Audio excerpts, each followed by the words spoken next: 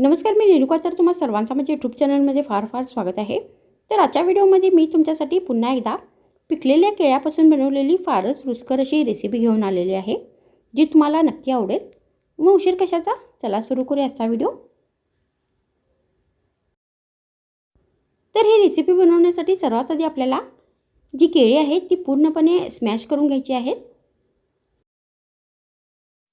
तर आता इथे ही केळी मी व्यवस्थित स्मॅश करून घेतलेली आहे.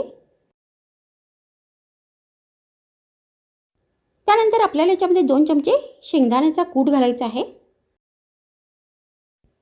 तर तुम्ही इथे 2 चमचे ओल्या खोबऱ्याचा किस पण वापरू शकता. मग आपल्याला याच्यामध्ये 1 चमचा पांढरे तीळ घालायचे आहेत.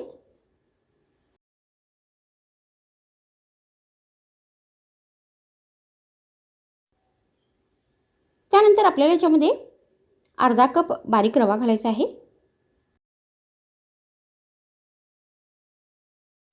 त्यानंतर यामध्ये 1 कप गव्हाचे पीठ घालायचे आहे. तर तुम्ही इथे गहू पिठाच्या जागी मैद्याचा पण वापर करू शकता. त्यानंतर आपल्याला याच्यामध्ये चवीनुसार साखर घालायची आहे. तर आता आपल्याला हे सगळे साहित्य चमच्याने व्यवस्थित मिक्स करायचे आहेत. तर याच्यामध्ये आपल्याला अजिबात पाणी या दूध नाही घालायचं आहे. तर हे मिश्रण आपल्याला घट्टसरच बनवायचं आहे. तर अगर हे मिश्रण फार घट्ट झाल्यास तुम्ही याच्यामध्ये 2 चमचे दुधाचा पण वापर करू शकता.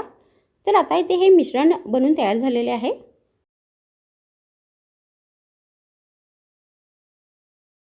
त्यानंतर आपल्याला ही रेसिपी बनवण्यासाठी गॅसवरती फड बनवण्याचा तवा ठेवायचा आहे आणि त्यामध्ये चमच्याने तेल नाही तर तूप घालायचं आहे. आणि या मिश्रणाचे छोटे छोटे भजी आपल्याला या साच्यामध्ये घालायचे आहेत. तर मी अशा पद्धतीने ही रेसिपी फ्राय करणार आहे. तर तुम्ही ही रेसिपी डीप फ्राय पण करून घेऊ शकता. तर आता आपल्याला हे जे भजी आहेत ते दोन्ही बाजूंनी व्यवस्थित ब्राऊन होईपर्यंत फ्राय करून घ्यायचे आहेत.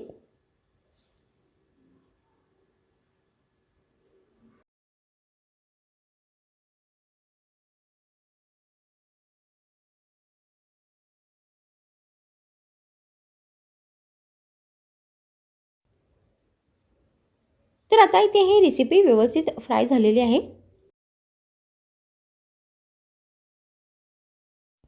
तर तुम्ही अशा पद्धतीने ही रेसिपी बनवून लहानापासून मोठ्यापर्यंत सर्वांना खायला देऊ शकता.